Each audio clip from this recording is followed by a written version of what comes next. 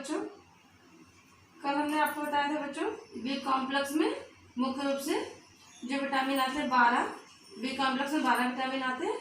तो उसमें मुख्य रूप से विटामिन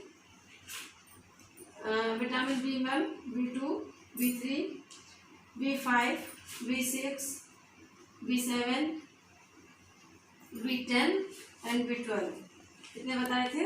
इसमें से B3 तक आपको कल बताया था। अब आज आपका चलेगा B5, विटामिन B5। अच्छा, इस विटामिन को नियासिन या विटामिन PP भी कहते हैं। नियासिन के नाम से अधिकतर जानते हैं इसको लोग। विटामिन B5 को, विटामिन B5 की कमी से पेलाग्रा नामक रोग हो जाता है। इस रोग को 4D के नाम से पुकारते हैं। इसकी कमी से पेलाग्रा नामक रोग हो जाता है, जिसे हम 4D के नाम से जानते हैं। 4D की 4 अवस्थाएं होती हैं। 4D मतलब dermatitis, diarrhoea, dementia and death. ये 4 अवस्थाएं होती हैं। विटामिन B5 की कमी पूरी न होने से, विटामिन B5 की कमी होने से व्यक्ति इन अवस्थाओं से होते हुए मृत्यु को प्राप्त हो जाता है।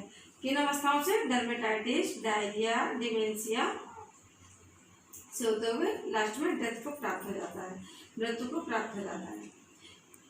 इस रोग में बच्चों क्या क्या लक्षण प्रकट होते हैं ये सुनिए। B5 की कमी से, विटामिन B5 की कमी से थकावट, परेशानी, पीठ में दर्द, भार में कमी, जैसे भूख न लगना, स्वास्थ्य का गिरना आदि इस तरह की परेशानियां होने लगती हैं। तथा जीभ, गला, मुंह भी प्रभावित होते हैं, जी मिचलाता है, उल्टी और मलसाल भी हो जाता है। तीसरी स्थिति में हाथ, पाँव, बांह, टांग, गर्दन आदि प्रभावित होते हैं। त्वचा लाल होकर सूख जाती है, फिर खुरदरी होकर उसमें पपड़ी जमने लगती है। सूर्य के प्रकाश से त्वचा की पीड़ा में अधिक वृद्धि हो जाती है। यानी त्वचा में जो पपड़ी जमती है, अगर सूर्य निकलता है, सूर्य भगवान की रोशनी में, सूर्य की रोशनी में जब हमारे तेज धूप लगेगी तो तेज धूप में जो पपड़ी जमी हुई होती है उसमें पीड़ा होने लगती है। चौथी अवस्था इसकी ये होती है कि इसमें मस्तिष्क प्रभावित होता है, स्वभाव में चिड़चिड़ापन आ जाता है, स्मरण शक्ति कम हो जाती है और पागलपन की स्थिति आ जाती है। अधिक समय तक ऐसी स्थिति रहने पर व्यक्ति मृत्यु को प्राप्त हो जाता है।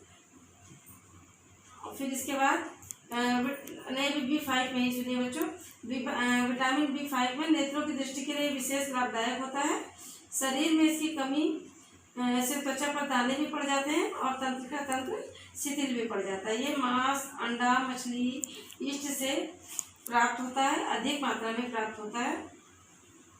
मांस, मछली, अंडा तथा यीस्ट आदि से प्राप्त होता है।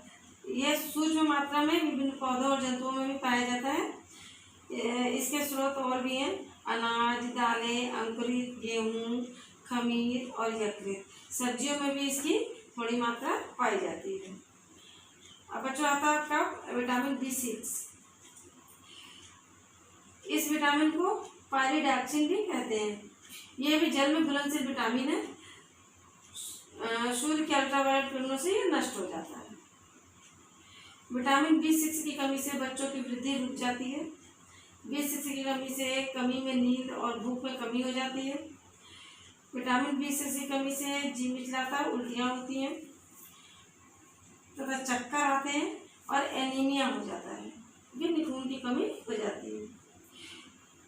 इसकी कमी से, विटामिन B6 की कमी से पेट में दर्द और दस्त आदि भी होने लगते हैं। यह त्वचा के लिए आवश्यक है। यह अनाज, दूध, अंडे की चर्बी आदि में पाया जाता है। यह बच्चों की वृद्धि के लिए अत्यंत आवश्यक है। स्नायु संस्थान और लाल रक्त कणों को स्वस्थ रखता है। विटामिन B6 स्नायु संस्थान और लाल रक्त कणों को शरीर में स्वस्थ रखता है। इस विटामिन की भरपूर प्राप्ति के लिए सूखी खमीर है, गेहूं, चावल की ऊपरी परत में पाया जाता है। साबुत अनाजों में खड़े अनाज जो है, दाल, सोयाबीन, मूंगफली, अंडा, दूध, मांस, जिगर, गुर्दे आदि में ये पाया जाता है, पर्याप्त मात्रा में पाया जाता है, ये अधिक पाया जाता है, प्रचुर मात्रा में पाया जाता है, तो ये समझिए। अब विटामिन B10 आता है आपका। अब विटामिन B10 को फॉलिक अम्ल भी कहते हैं। ये स्वादहीन विटामिन होता है, इसका कोई स्वाद नहीं होता बच्चों। विटामिन B10 फॉलिक अम्ल के नाम से जाना जाता है, ये स्वादहीन विटामिन है। ये विटामिन B10 इसकी कमी से लाल रक्त कणिकाओं का औसत आकार बढ़ जाता है, जिसके फलस्वरूप मानव में यानी मनुष्य में रक्त अल्पता रोग हो जाता है।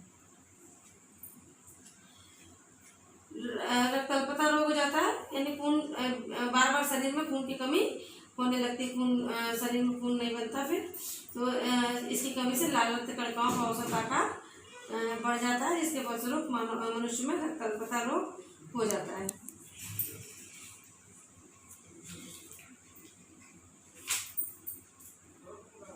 विटामिन B10 इसकी आवश्यकता मनुष्य की आयु, उसकी उम्र और शरीर के भार के अनुसार निर्भर करती है। वयस्कों को इसकी 0.0 से 4 मिलीग्राम विटामिन B10 की आवश्यकता होती है वयस्कों को, और बच्चों को शरीर और उसके भार के अनुसार निर्भर करती है। अब आता है बच्चों आपका विटामिन B10 की प्राप्ति का स्रोत। तो इसको किस किस चीज़ों से आप प्राप्त कर सकते हैं? विटामिन B10 अंकुरित गेहूं में प्राप्त होता है, मटर, सेम, पालक, खमीर, चूजे, यकृत आदि में पाया जाता है। अन्य बैक्टीरिया भी इसका उत्पादन करते हैं। इस विटामिन की अधिकतर शरीर में कमी नहीं हो पाती है, क्योंकि अन्य बैक्टीरिया भी शरीर में जो अन्य बैक्टीरिया वो भी इसका उत्पादन शरीर में ही करते रहते हैं। अब आता है बच्चों आपका विटामिन B12। इसे लाल विटामिन भी कहते हैं। विटामिन B12 को लाल विटामिन भी कहते हैं। इस पर ताप का यानी गर्मी का कोई भी प्रभाव नहीं पड़ता। क्षार या तीव्र अम्ल की क्रिया से यह निष्क्रिय हो जाता है। विटामिन B12 की कमी से एनीमिया रोग हो जाता है। विटामिन B12 की कमी से बाहों में पीड़ा और कड़ापन आ जाता है। और B12 की कमी से बच्चों कभी कभी हल्का पक्षाघात भी हो जाता है। B12 की कमी से बालकों की वृद्धि रुक जाती है। नाड़ी तंतुओं में टूट फूट अधिक होने लगती है। यह न्यूक्लियोप्रोटीन एवं रक्त कणिकाओं के निर्माण में सहायता देता है। B12 आपका न्यूक्लियोप्रोटीन तथा रक्त कणिकाओं के निर्माण में सहायता देता है। रक्त में क्षीणता आ जाने पर इसके इंजेक्शन भी लगते हैं। यदि रक्त की कमी होती है, रक्त में कोई विकार आता है, तो इसके इंजेक्शन भी लगते हैं B12 की। फिर ये रक्त की लाल कणिकाओं के निर्माण और परिपक्वता के लिए आवश्यक होता है। स्नायु नाड़ियों की क्रिया को भी सामान्य रखता है। इसकी प्राप्ति के स्रोत है बच्चों, ये जंतुओं में पाया जाता है। मुख्य रूप से जंतु तंतुओं में पाया जाता है। ये यकृत, अंडे, गुर्दे, मांस आदि के अलावा दूध और पनीर में भी पाया जाता है। बस।